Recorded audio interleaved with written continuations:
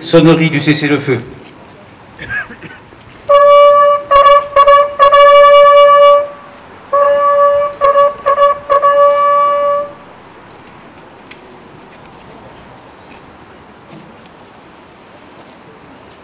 Lecture du message du monde combattant par deux collégiens de la Providence, parrainé par M. Jean-Louis Canceau, président de l'Union départementale des anciens combattants.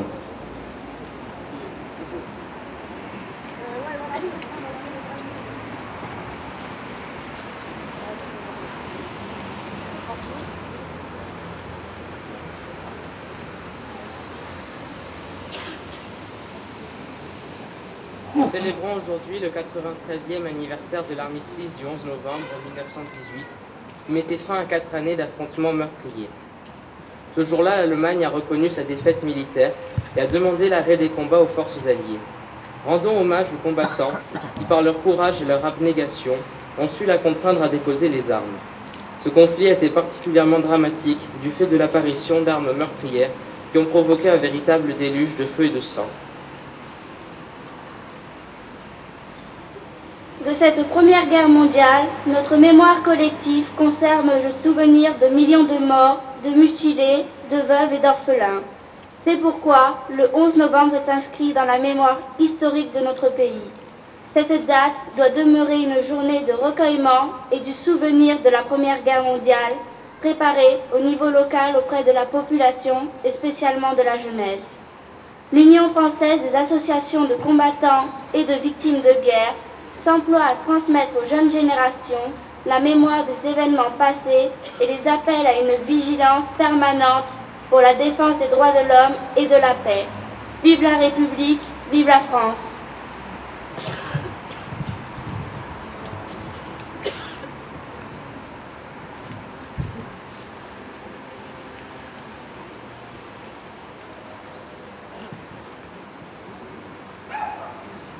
Lecture du message de Monsieur le Président de la République par Monsieur le Préfet.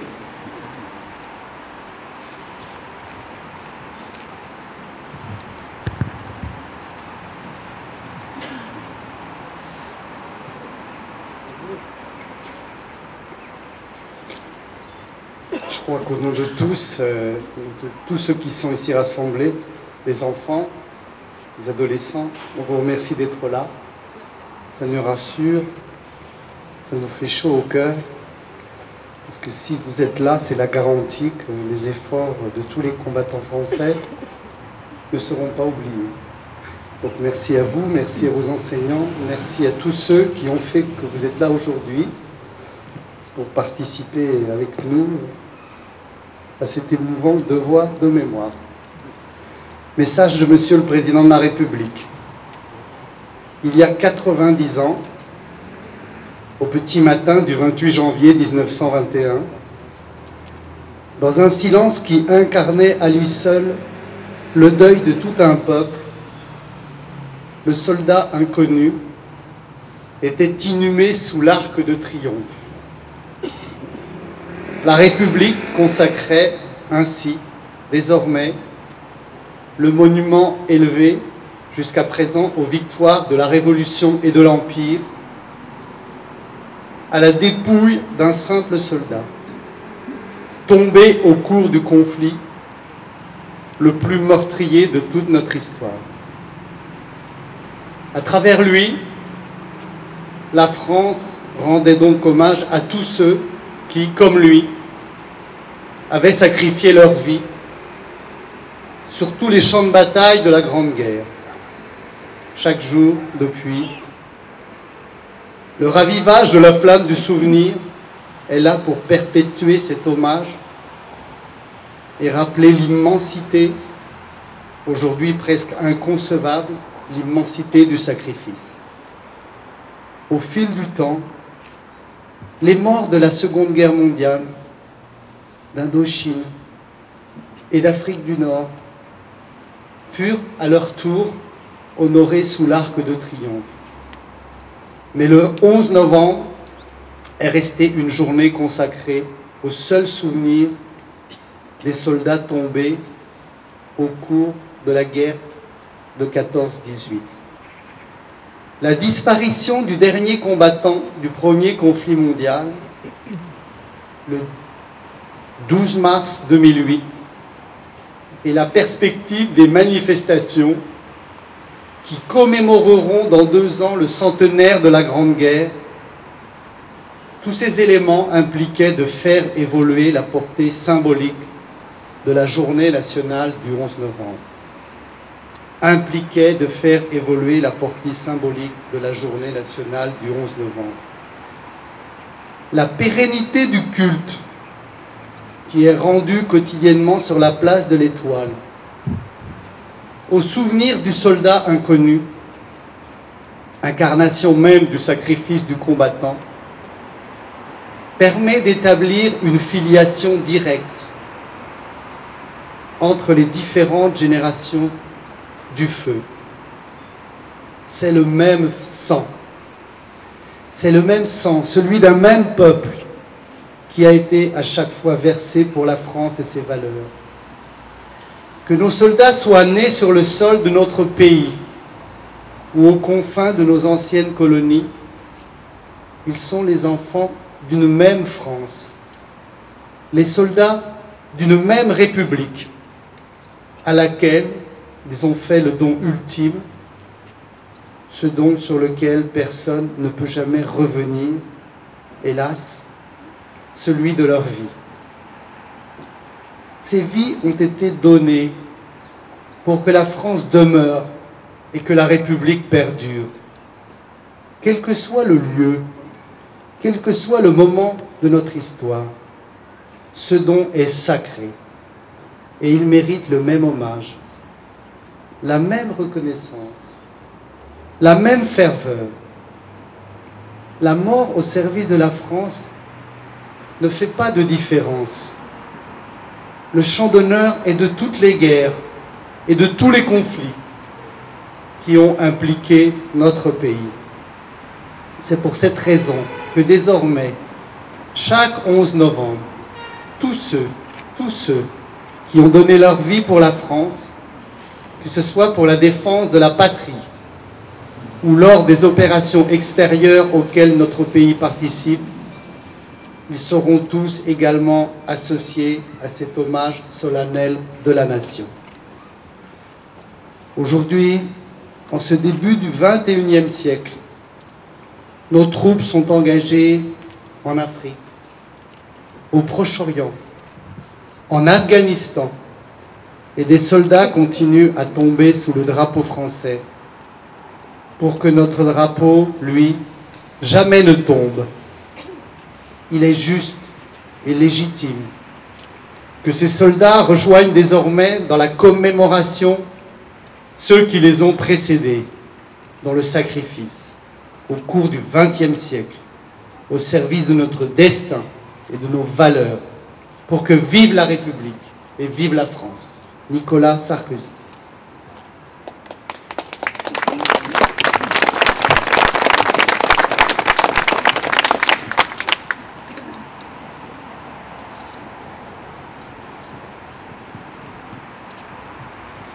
Le dépôt de gerbe sera clôturé par la Marseillaise, interprétée a cappella par les élèves de l'école primaire d'Heidelberg.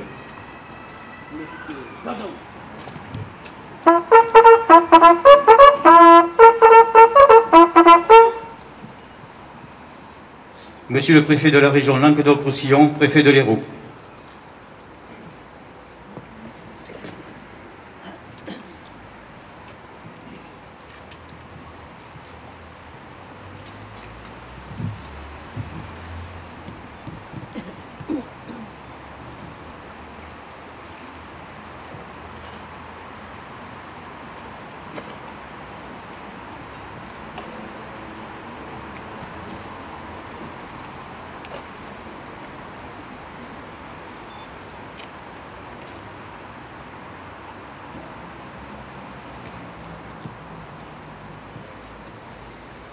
Monsieur le député, président du Conseil général de l'Hérault.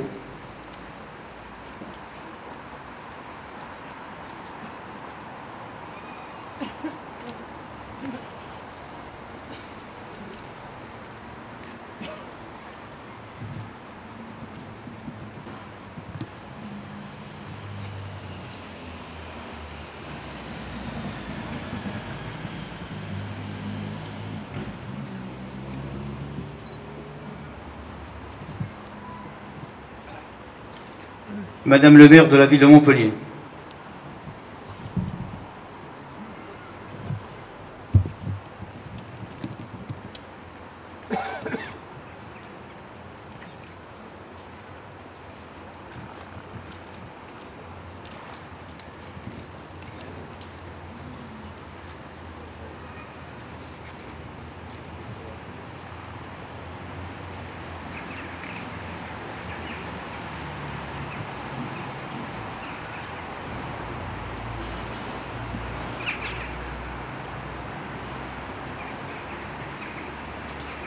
Madame la représentante du Conseil régional du Languedoc-Roussillon.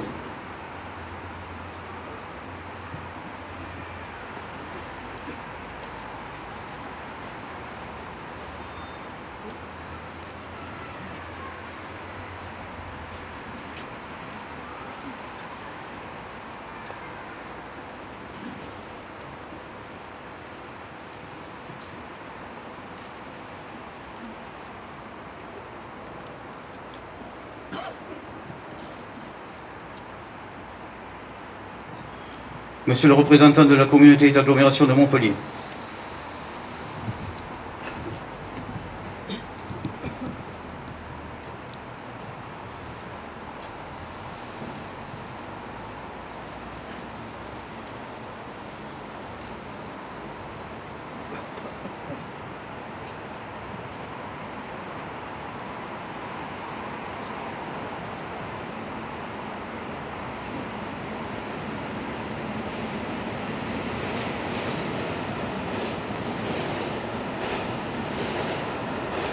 Monsieur le délégué militaire départemental, commandant la place d'armes de Montpellier.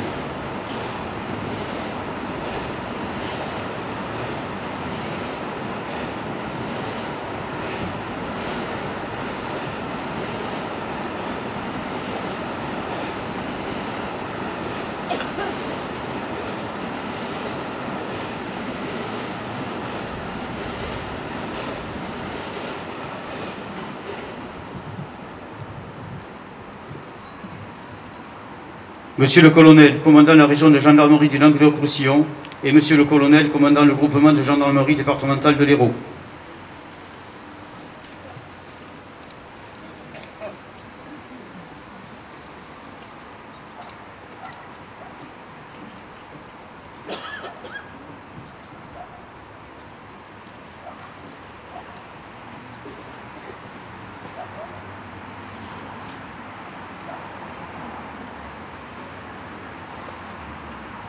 Monsieur le président du Souvenir français.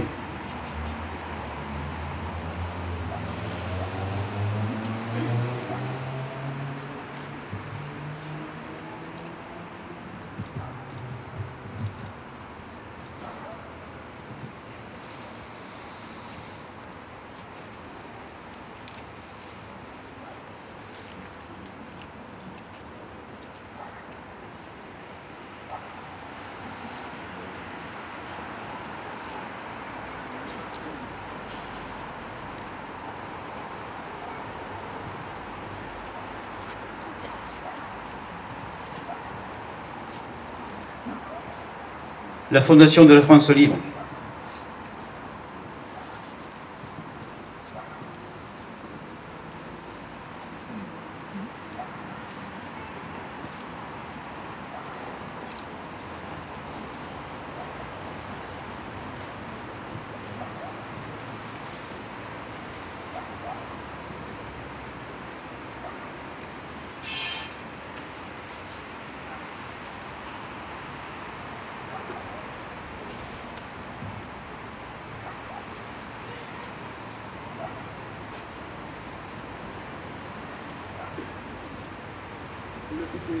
Présentez armes.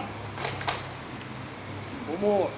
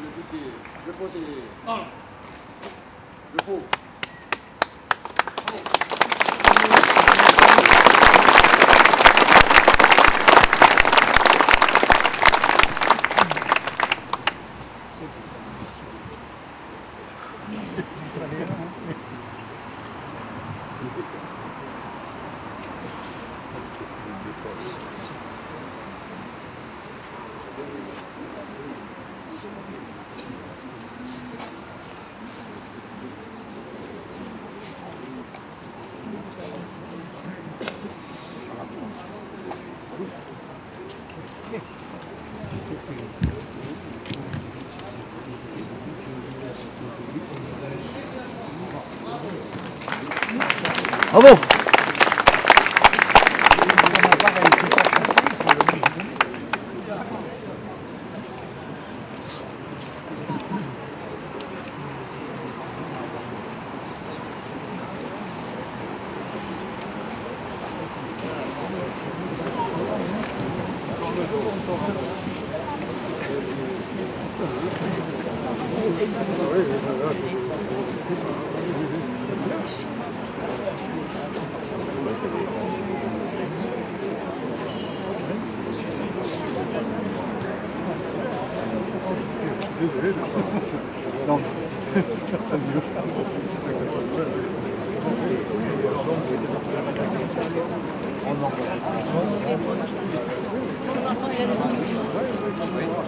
Il y a pas eu de